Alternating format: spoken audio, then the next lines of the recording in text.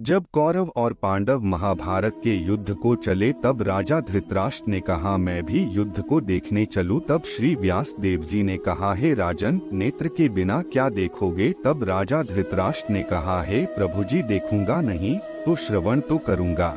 तब व्यास जी ने कहा हे राजन, तेरा सारथी संजय जो कुछ महाभारत के युद्ध की लीला कुरुक्षेत्र में होगी सो तुझे यहाँ बैठे ही श्रवण करावेगा। व्यास देव जी के मुख से यह वचन सुन संजय ने विनती करी है प्रभु, यहाँ हस्तिनापुर में बैठे मैं कुरुक्षेत्र की लीला कैसे जानूंगा तथा राजा को किस भांति कहूँगा। तब व्यास जी ने प्रसन्न होकर संजय को यह वचन कहा कि हे संजय, मेरी कृपा से तुझे यहाँ ही सब दिखाई देगा। व्यास जी के इतना कहते ही उसी समय संजय की दिव्य दृष्टि भई और बुद्धि उसकी दिव्य भई। अब आगे महाभारत का कौतुक कहते हैं।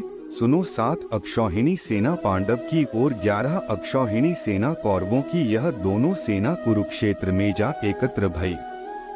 धृतराष्ट्र ने पूछा, हे संजय, धर्म के क्षेत्र कुरुक्षेत्र में युद्ध की इच्छा से एकत्र हुए मेरे और पांडु पुत्रों ने क्या किया। संजय ने कहा, पांडवों की सेना की व्यूहित देखकर दुर्योधन आचार्य द्रोण के समीप जाकर कहने लगे, हे आचार्य, देखिए आपके शिष्य बुद्धिमान पद पुत्र ने पांडवों को बड़ी सेना की कैसी व्यूह रचना की है।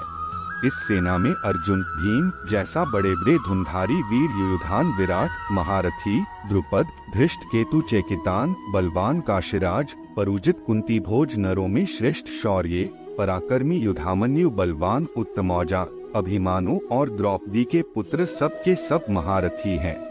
हे ब्राह्मण श्रेष्ठ, आपके स्मरण अर्थ अब मैं अपनी सेना के प्रधान सेनापतियों के नाम वर्णन करता हूँ। आप भीष्म, कर्ण, युद्ध विजय, कृपाचारी, अश्वत्थामा, विकर्ण, सोमदत्त का पुत्र भूरी श्रवा तथा बहुत से शूरवीर मेरे लिए प्राण तक देने को तैयार हैं। ये लोग शस्त्र चलाने में अति निपुण हैं और सब युद्ध विद्या में प्रवीण हैं।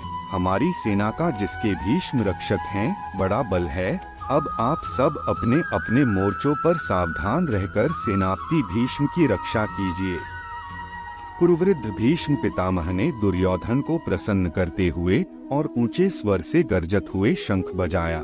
फिर वहां चारों ओर शंखों, नगाड़े, ढोल, गोमुखादि अन्य के बाजे बजाने लगे, जिनका बड़ा भयंकर शब्द हुआ। जिसके अनंतर सफेद घोड़ों के बड़े रथ पर स्थित माधव श्री कृष्ण और पांडव अर्जुन ने भी दिव्य शंखों को बजाया। श्री कृष्ण पंच जन्म और अर्जुन ने देवदत्त नामक शंख को और भीषण कर्म करने वाले भीम ने पौड़ नामक बड़े भारी शंख को बजाया। कुंती पुत्र राजा युधिष्ठिर ने अनंत विजय, नुकूल ने सुघोष और सहदेव ने मणि पुष्पक और महाधनुधर, काशीराज शिखरी, धृष्टद्युम्न, विराट अपराजित, सत्यकी राजा द्रुपद और द्रौपदी के 5 पुत्र और महाबाहु अभिमन्यु, इन सब वीरों ने अपने अपने शंखों को बजाया। उन शंखों के भारी शब्द से आकाश और पृथ्वी गूंज उठे और धृतराष्ट्र के पुत्रों के हृदय कांप उठे। हे राजन, अर्जुन ने कौरवों को युद्ध के लिए प्रस्तुत देखकर धनुष उठाकर श्री कृष्ण से कहा कि हे अच्युता, मेरा रथ दोनों सेनाओं के बीच में खड़ा कीजिए, जिससे मैं युद्ध करने वालों को देख लूं कि इस सभूमि में मुझे किन किन के साथ युद्ध करना चाहिए।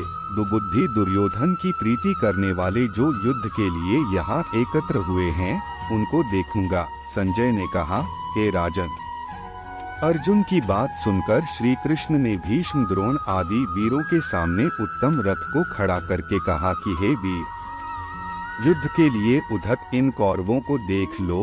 अर्जुन ने चाचा, बाबा, गुरु, मामा, भाई, पुत्र, पौत्र, मित्र, श्वसुर और स्वजनों को शस्त्रों से सुसज्जित में अपने ही सब बांधवों को खड़ा देखकर परम दयाद्र वो अत्यंत खेद के साथ यह वचन कहे, है कृष्ण, युद्ध की इच्छा से आए हुए इन अपने बंधुओं को देखकर मेरे अंग ढीले होते गए हैं और मुख सूखा जा रहा है।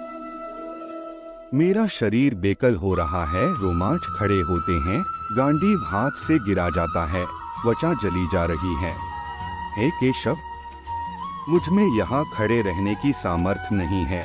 मेरा मन चक्कर खा रहा है और सब लक्षण मैं उल्टे देख रहा हूँ और संग्राम में स्वजनों का वध करके कोई लाभ नहीं होगा। और हे कृष्ण, जीत, राज्य और सुख भी नहीं चाहता हूँ। हे प्रभु, हमको राज्य, भोग और सुख की इच्छा की जाती है। वे सब इस युद्ध में प्राण और धन की ममता छोड़ करने को तैयार है। और आचार्य, पिता, पुत्र, पितामह, मामा, ससुर, पौत्र, साले और संबंधी ये सब मुझे मारे तो भी हे मधुसूदन, मैं इन्हें मरने की इच्छा नहीं करूँगा। हे जनार्दन, त्रिलोकी के राज्य के लिए भी मैं इन्हें मारना नहीं चाहता, फिर इस पृथ्वी के राज्य के लिए तो कहना ही क्या। हे जनार्दन, धृतराष्ट्र के पुत्रों को मरकर हमारा क्या भला होगा? इन आतताइयों का वध करने से पाप ही होगा, इसलिए हमें अपने भाई धृतराष्ट्र के पुत्रों को मारना अनुचित है। हे माधव, स्वजनों को मारकर क्या हम सुखी हो सकते हैं? ये सब लोग के वशीभूत हैं और कुल के नाश करने तथा मित्रद्रोह करने में पाप को नहीं देखते। कुल नाश के दोष को जानते हुए भी हमको इस पातक से क्यों नहीं दूर रहना चाहिए? कुल का नाश होने से कुल के प्राचीन धर्म नष्ट हो जाते हैं, फिर धर्म नाश होने से कुल में पाप बढ़ता है। हे कृष्ण, पाप से कुल की स्त्रियां व्यभिचारिणी हो जाती हैं, जिनमें वर्णशंकर संतान उत्पन्न होती है। वह वर्णशंकर जिन पुरुषों ने कुल को नष्ट किया है, उनको तथा उस कुल को नरक में पहुंचते हैं, क्योंकि श्राद्ध, तर्पण आदि बंद हो जाते हैं।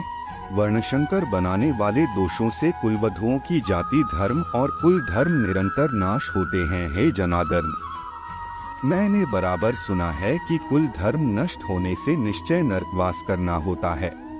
हाँ, हम बड़ा पातक करने को तैयार है, जो राज्य सुख के लोभ से स्वजनों को मारने की कोशिश कर रहे हैं। शास्त्रों को धारण किए हुए धृतराष्ट्र पुत्र यदि मुझ शास्त्र रहित और उपायहीन न को रणभूमि में बांधकर डाले तो मेरा बहुत कल्याण हो। संजय ने कहा, हे राजन, यह कहकर अत्यंत दुखित होकर अर्जुन ने उसी समय धनुष बाण फेंके दिया और रथ को पिछले भाग में जा बैठा।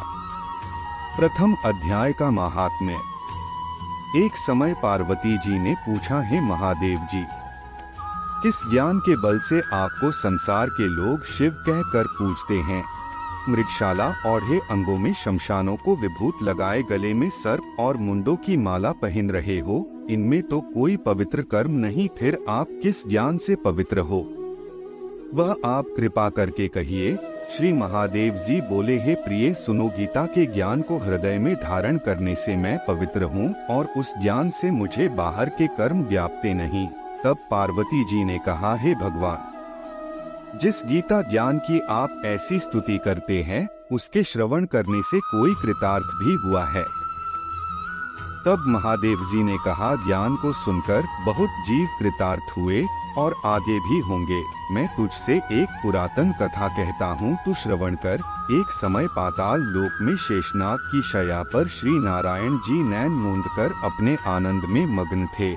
उस समय भगवान के चरण दबती हुई श्री लक्ष्मी जी ने पूछा, हे प्रभु, निद्रा और आलस्य उन पुरुषों को व्यापता है जो जीव तामसी है, फिर आप तो तीनों गुणों से अतीत हो। श्री नारायण जी प्रभु वासुदेव जी हो, आप जो नेत्र मूंद रहे हो, यह मुझको बड़ा आश्चर्य है।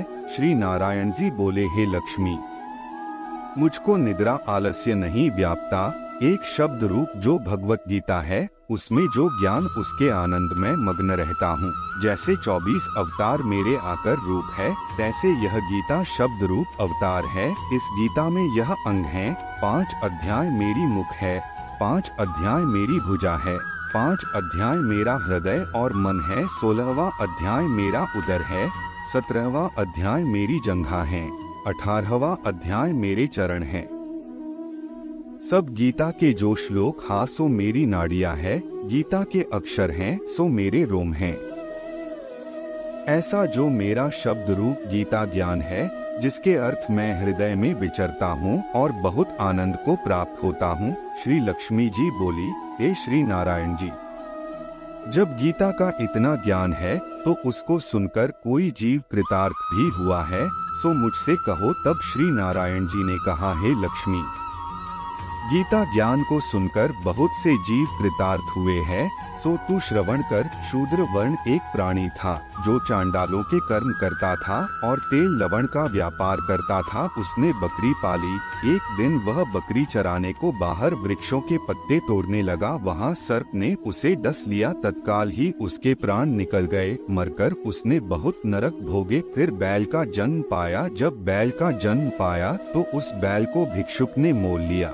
वह भिक्षुक उस पर चढ़कर सारा दिन मांगता फिरे। जो कुछ भिक्षा मांग कर लावे वह अपने कुटुंब के साथ मिलकर खावे। वह बैल भारी रात द्वार पर बंधा रहे, उसके खाने पीने की भी खबर न लेवे। कुछ थोड़ा सा भूसा उसके आगे डाल देवे। जब दिन चढ़े फिर बैल पर चढ़कर मांगता फिरे। कई दिन गुजरे तो वह बैल भूख का मारा गिर पड़ा। उसके प्राण छूटे नहीं। नगर के लोग देखा करे, कोई तीर्थ का फल दे, कोई व्रत का फल दे, पर उस बैल के प्राण छूटे नहीं। एक दिन गणिका आई। उसने मनुष्यों से पूछा, यह भीड़ कैसी है?